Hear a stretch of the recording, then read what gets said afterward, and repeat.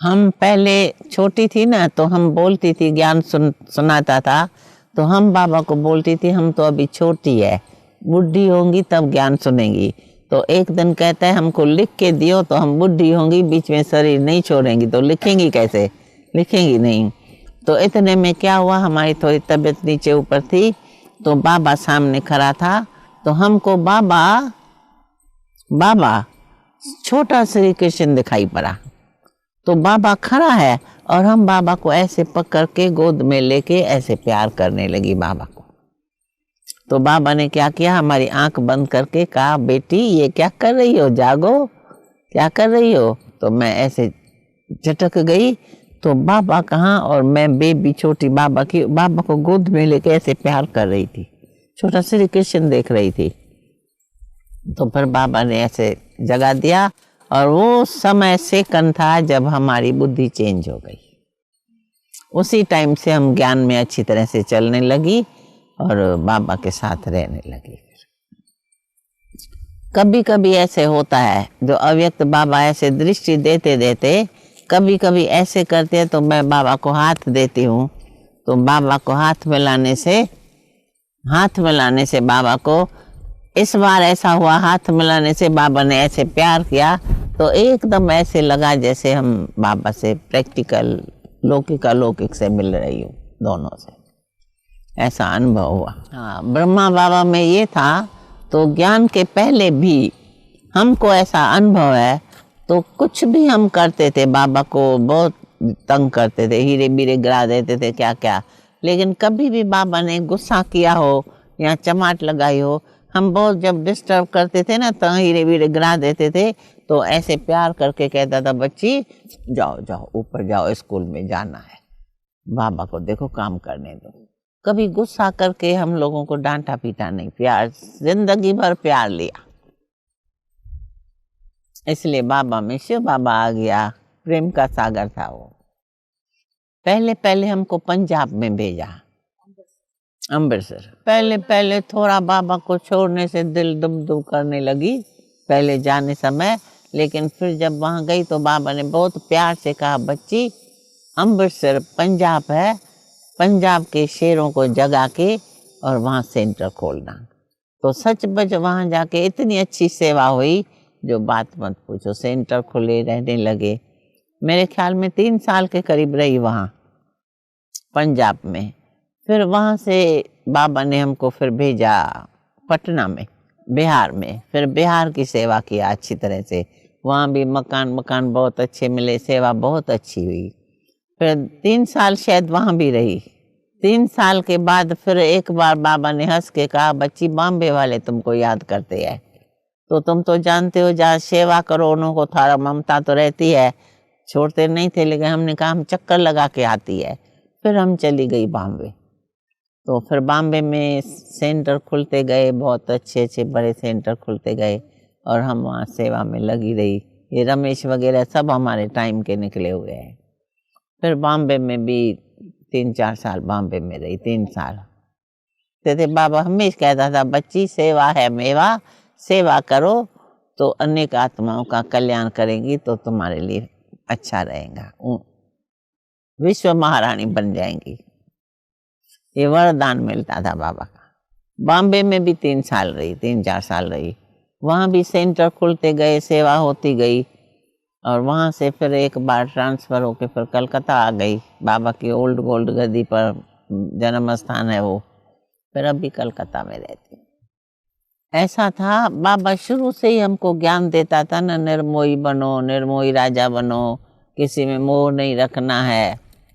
तो जब पहले बाबा से पहले हमारे मम्मी ने शरीर छोड़ा ना, तो जब मम्मी ने शरीर छोड़ा तो वहाँ थी मैं, तो बाबा ने प्यार करके ऐसे करके बोला, बच्ची अम्मा मरे तो भी हलवा खाओ, बीबी मरे तो भी हलवा खाओ।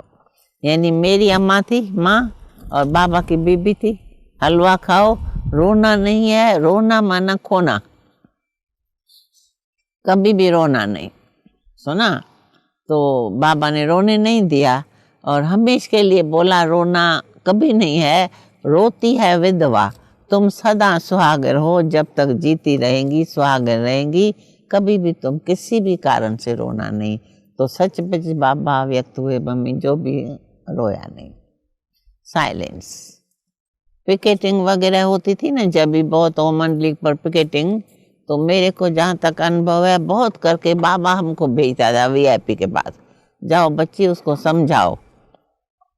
तो ऑफिसरों के पास, मिनिस्टरों के पास हम बहनें जाती थी, एक दो बहन मिलके जाती थी, उन को समझा के आती थी। तो ये सुख शांति देने का अनुभव है, आश्रम है, ये कोई साधारण आश्रम गुरुओं का नहीं है, ये तो तुम्हारे बाप का घर है। उसको समझा के सब साइलेंस करा देते थे, सब बंद हो जाता था, ठीक हो जाता था। और जैसे समझो, प्रमाण देती हूँ, जैसे स्ट्राइक है तो सब्जियां नहीं मिलेंगी, तो कोई लेने जाएगा तो मिलेंगी नहीं, बंद है, तो हमको बाबा भेजता था एक दो बहन को, जाओ बच्ची मार्केट में जाके सब्जी ले आएंगे। हम कहते थे हाँ। तो हम बस चला के जाती थी, बस चला के दुकान वाले को बोलती थी, तो स्ट्राइक है, तुम्हारी सब्जी सारी खराब हो जाएंगी, इसलिए तुम सारा दुकान बस में रख लो, फिर हम तुमको पैसा दे देंगी। तो खुश हो जाते थे, और सारा दुकान की सब्जियां टोकरे बोरियां भर के बस में रखा के, और फिर हम ले जाते थे। फिर वहाँ जाके सेंटर पर एक एक वजन करके नोट करते थे, ताकि उसको पैसा ठीक मिले। तो उसके लिए बाबा हम लोगों को भेजता था, तो जाओ बच्ची तुम खरीदारी करके आओ, नहीं तो खाएंगे क्या। तो इसी तरह से पाकिस्तान में भी हम लोग को कोई तकलीफ नहीं हुई। मकान भी ऐसे ही लेते थे, मकान चाहिए, तुम मिनिस्टर किस लिए बने हो, बोलते हो देखेंगा, देखेंगा क्या, तुमको पता नहीं है कहाँ है। तो इसलिए बाबा भाइयों को न भेज के हम बहनों को भेजता था, ताकि बहुत करके हम तो हर जगह जाती थी और इसी तरह से खरीदारी करके आते थे। हाँ, ऐसा हुआ जो पिकेटिंग थी, हड़ताल होता था ना, तो अलाउ नहीं होता था गाड़ी, लेकिन हम लोग अलग रहते थे तो मुरली ज़रूर सुनेंगे। तो सुबह को सवेल सवेल तो कोई होता नहीं था, बाबा को ले आते थे, लेकिन जाते समय सार्जेंट और पुलिस खड़े रहते थे, वो जाने नहीं देंगे क्योंकि हड़ताल है। तो बाबा के पास ड्राइवर भी था, गाड़ी भी थी, भाई था एक, लेकिन जब हड़ताल वगैरह होता था तो हमको बाबा कहता था बच्ची तुम चलो बाबा को छोड़ के आओ, तो हम बाबा को ले जाती थी। समझो हड़ताल है तो ज़रूर पुलिस रोकेंगी ना, और पुलिस ऐसे करती थी और हम उनको गाड़ी घुमा के भगा के ले जाती थी, गाड़ी को सीटी बजाते थे तो रोकती नहीं थी। तो बाबा कहता था बच्ची देखो पुलिस तुमको पकड़ेंगी, तो वो रोकता है तुम रुकती नहीं हो। मैंने कहा बाबा रुकेंगी तो जाने नहीं देगा, और आप फिर हमारे पास रहेंगे नहीं, आपको छोड़ के फिर हम आप ही उनसे सलटेंगी। फिर हम बाबा को बाबा के पास छोड़ के घर में, और वहाँ से टोली ले आती थी उस पुलिस और सार्जेंट। तो जब लौटती थी तो उन्हों के पास हम खुद गाड़ी खड़ी करके और गाड़ी से उतरती थी। उसी टाइम हम ये ड्रेस नहीं, फ्रॉक पहनती थी, बेबी थी, तो उतर के उन्हों को कहती थी तो खुदा दोस्त ने आपके लिए ये प्रसाद दिया है। तो ऐसे देखते थे, क्या खुदा दोस्त क्या होता है। मैंने कहा हम जब गई आपने ऐसे किया, हमने गाड़ी रोकी नहीं, क्योंकि हमारे गाड़ी में खुदा दोस्त बैठा रहा, इसलिए रोका नहीं। और अब मैं उसने आपके लिए प्रसाद दिया है, अब जब भी मेरे गाड़ी में खुदा दोस्त हो ना, तो आपका हाथ ऐसा हो तो ऐसा करना, मैं जाऊं फिर ऐसे करना। तो हंसते थे, क्योंकि हम छोटी थी, फ्रॉक परा था, 20-22 साल की होंगी, तो हंसते थे। मैं कहती थी ये आज से पक्का लेसन करना, हमारे गाड़ी देखो हम अभी रोक लिया ना, खुदा दोस्त बैठा हो तो रोकना नहीं, और वो नहीं होगा तो हम रोकेंगे, इसलिए आगे के लिए ध्यान रखना, उसने आपके लिए प्रसाद दिया है। फिर उन्हों को खिला के या फिर 1 सेकंड चुप करके फिर कहती थी हमारा नंबर लिखा है, गाड़ी का लिखा है ना नंबर, तो वो तो जरूर लिखेगा। मैंने कहा नहीं, अभी हमको पुलिस थाने में नहीं मंगा, हम तो वहाँ भी सेवा कर सकती है, परंतु आपको कारण बताया, अब हमारा काटो। फिर डायरी निकलवा के कटवा के अपना नंबर नाम कटवा के फिर आगे जाती थी। कोर्ट में जब गई ना तो जज के पास ले जाते हैं, वो वहाँ खड़ा करते हैं ना, वहाँ जज के पास ले जाते हैं। तो हम प्रसाद ले जाते हैं, हमेशा आदत है, प्रसाद ले गए। फिर उसने हमसे कुछ पूछा, यही तो कोर्ट में क्यों गई थी केस था बाबा के ऊपर, तो उसके बदले तो कहा केस तो तुम्हारे फादर के ऊपर है, तुम कैसे आ गई हो। मैंने कहा हमारा फादर बुजुर्ग है, उसमें खुदा दोस्त आता है, इसलिए उसको हम कहीं नहीं भेजते हैं, आपको जो कुछ कहना हो मेरे को कहो। तो कहा वो तो केस है। मैंने कहा हमको बोलो ना, केस पेस हम सब तुम्हारा समझा देंगी, सल्टा देंगी। अरे हमको बोलेगा तो हम जहाँ बोलेंगे जेल में डालेंगे तो वहाँ भी चली जाएंगी। तो हंसने लगा, कहा जेल में जाएंगी। मैंने कहा हाँ, इसमें क्या हर्ज है, सेवा करेंगी कैदियों की। तो हंसने लगा और एक दो को कहा देखो बेबी कितनी डरती नहीं है, निर्भय है, इतनी बिल्कुल डर नहीं है। अच्छा ठीक है, बेबी छोटी थी ना, हम फ्रॉक पड़ा था, बेबी कोई हर्जा नहीं है, ठीक है।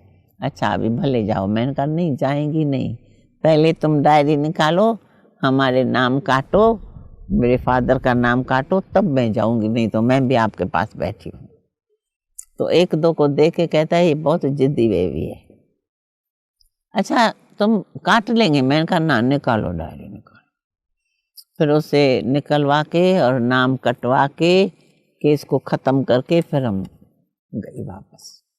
फिर उनको थोड़ा ज्ञान समझाया, टोली लिटरेचर दिया, ऐसे छूट नहीं। हम तो हमेशा ही समझती थी पहले आप, जो जैसे दूसरी बहनें दादी दीदी वगैरह वगैरह थी, तो हर बात में हम उन्हों को आगे रखती थी, हम पीछे रहती थी। और एक दिन किसी ने हमको ऐसे कहा तो तुमको ऐसे ये लोग आगे जाते, तुमको अच्छा लगता है, तुमको दुख नहीं होता है। मैंने कहा नहीं, मेरे को खुशी होती है, क्योंकि कितना भी कोई आगे जाए लेकिन जन्म तो मैं इसके पास मैं ही लूँगी फिर हर कल्प में, इसलिए मेरे को कोई फिक्र नहीं है। हर कल्प में जन्म तो यहाँ ही लेना, फिक्र नहीं है, खुशी होती है। हाई कोर्ट के जज ने पूछा तो तुमको कितने भाई है। तो हम एक सेकंड चुप रही, तो डंडा ठोक के कहते हैं क्या पूछता हूँ, कितने भाई है, क्या सोचती हो। मैंने कहा हाई कोर्ट के सबके बीच में आपने बोला बहन जी आपको कितने भाई है, तो एक भाई ऐड हो गया, इसलिए सोचती थी कितना बताऊं। तो बेचारा चुप हो गया और उठ के अंदर चला गया। अंदर जाके बोलता है ये कैसी लड़की है, हाई कोर्ट में हमको भाई बना दिया, अब भाई बहन के ऊपर क्या केस करेगा, खत्म करो केस को। छुट्टी हो गई।